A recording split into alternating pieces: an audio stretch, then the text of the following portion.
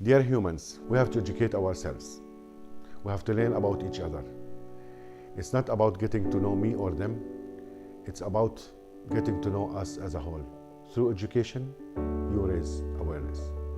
Respect is the foundation for a common understanding and through communication. And this respect exponentially grows as the communication goes on. Positive communication creates empathy.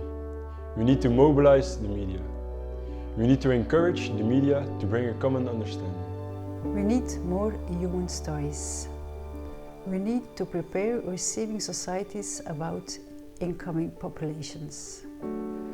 We need to see the new mixed culture society reflected on media.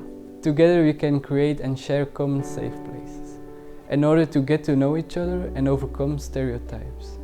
Spaces where we can act in freedom with no prejudice. We need to build a safe place where we can all together live in peace, practice our cultures, our beliefs and our lives, our future.